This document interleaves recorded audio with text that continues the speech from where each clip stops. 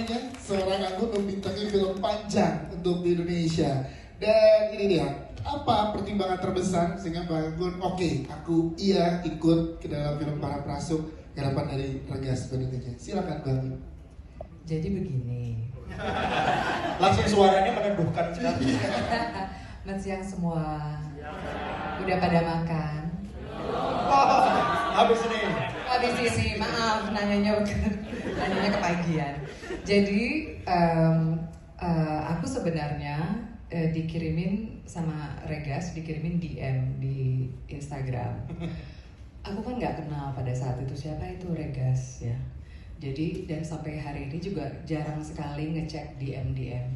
Namanya juga cewek ya, biasa dibilangin sama laki-laki. Jadi udah gitu pas aku lihat itu panjang banget gitu, udah aku cuekin. Sorry ya. Gak apa-apa, sudah expect. Dan itu setelah itu kayak seminggu setelah itu tiba-tiba aku tuh dihubungi sama beberapa temen. Ada Regas itu yang kontak kamu gitu. Ya, masa sih siapa gitu. Langsung diceritain dia tuh siapa. Dan akhirnya aku baca DM-nya dia. Dan ternyata dia ngajak, ya kamu ngajakin ketemu ya? Iya, mau presentasi dulu. Mau presentasi. Iya. Nah sebelumnya itu aku cari tahu dia dengan berkat Mas Google. Dilihatlah siapa itu Regas, dan aku lihat bahwa kamu tuh pernah terlibat di Cannes Film Festival. Ya, jadi langsung sumringah gitu loh. Maksudnya di kontak sama seseorang yang ya ternyata memang legit gitu loh. Ya kan bisa aja gitu. Maksudnya gue nggak tahu. Iya. Terus akhirnya kita bertemu. Waktu itu ada berapa orang sih? 6 orang ya. Iya. Presentasinya tuh pakai bahasa Prancis. Wow. Jadi yang lainnya bengong gitu. Yang lainnya nggak ngerti. Terus akhirnya setelah itu kita ketemu, aku mulai nonton film-filmnya dia, nonton Fotokopier Penyalin Cahaya, Budi Pekerti, dan setiap kali tuh aku ngerasa ini beda banget. Maksudnya ada sesuatu yang dia tuh berada di dunia art house, tapi pokoknya ada sesuatu yang selalu menyayat hati. Aku tuh setiap kali nonton filmnya Regas butuh waktu untuk bisa mengerjakan sesuatu dengan normal buat aku ya. Kayaknya harus dicerna dulu. Aku harus ya ampun, pokoknya ada sesuatu yang membuat akunya tuh nggak bisa ya pokoknya butuh waktu. Dan ini aku suka. Ada kan kadang kita, apalagi aku bukan nggak datang dalam dunia perfilman, melihat satu film yang dan beberapa film yang meninggalkan bekas sebesar itu dan ada maknanya, ini membuat aku tuh langsung tergugah. Jadinya setelah berbulan-bulan akhirnya ya wes iyain aja, karena gini loh, pertama kali main film apalagi di Indonesia, aku nggak mau aku kepinginnya tuh dapet jodoh yang apa sih namanya, kesannya itu kan perkawinan ya. Iya, yang proper, yang legit beneran. Jadi ya itu tadi, akhirnya seneng banget, mungkin kita jodoh ya akhirnya. Dan berterima kasih banget dengan kesempatan ini. Dan akhirnya gimana, boleh ceritakan keseruan selama prosesnya? Karena sedikit aja kesannya gimana, karena tadi Angga selalu bilang kalau mau Regas pasti pengennya di atas atap lagi tuh challenge-nya, nggak bisa terlihat. Nah aku kan nggak ada historinya dulu. Jadi aku nggak tahu.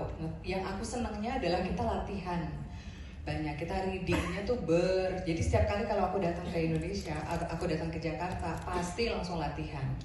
Gitu. Terus begitu ya dipadukan sama online juga di Paris ya. Iya benar, kadang kita online ya. Pokoknya memakan waktu karena di film ini kita kan punya aksen ya, punya dialek.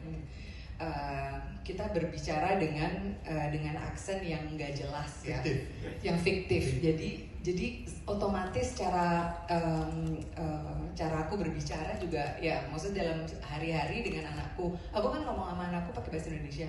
Tiba-tiba dia suka ngeliat, "Mama kok ngomongnya aneh sih?" Kayak gitu. Jadi memang Terbawa. iya, dibawa. Dan akhirnya kita syuting. Pas syutingnya itu baru pertama kali ya, gue ngerasa tuh kayaknya kru film, para pemain film tuh sabarnya tuh sesabar ke level dewa. Bener. Nungguin ya? Nunggunya tuh lama banget. Kalau jadi penyanyi kayaknya kita tuh pekerjaannya tuh gampang sekali. Nah ini ya beda lah. Jadi Selamat datang di industri film Indonesia. Kalau di Paris beda. Tapi beda lagi, makanya ditebelin di. Ya. Ya jadi pokoknya ini pengalaman yang sangat buat aku sih. Ya aku nggak main di film ini. Mungkin walaupun kita udah lama ya syuting, udah berapa, 1,5 tahun, satu setengah tahun. Tapi kalau setiap kali kita ketemu kita senang banget gitu loh. Karena kita tuh udah share banyak momen yang buat aku tuh sangat amat dan sangat berharga. Dan by the way, waktu pertama kali nonton filmnya, karena waktu itu kan masih 70%-an selesai ya. Ditunjukin di TV di hotel. Iya, ditunjukin di hotel gitu. Selesai film itu aku langsung nangis loh. Wah. Pokoknya itu beneran. Beneran. Jadi aku tuh nggak sabar kalian lihat film ini. Yes, itu Kayaknya beneran. Kayaknya akan pangling dengan kita semua. Iya. Pangling dengan Maudi. Nanti kita ngomong dengan kayak, berarti Bangun gak salah milih jodoh. Enggak. Yes, itu dia, tepuk tangan untuk Bangun. Terima kasih.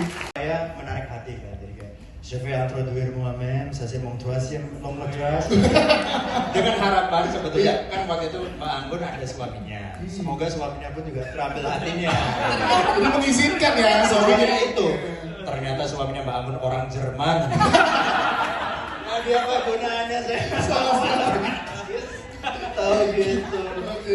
Tapi ya, menariknya karena itu kita eksplorasi mantra dan karena Mbak Anggun sudah terbiasa konser di panggung sehingga dia sangat tahu angle kamera, sangat tahu kapan dia harus menggerakkan tubuhnya. Jadi aku ya senang banget ya dengan respon-respon gestur yang dia berikan dan thank you untuk membuat 20 mantra buat film kita. Wow, terima kasih Mas Bangun. Kita ke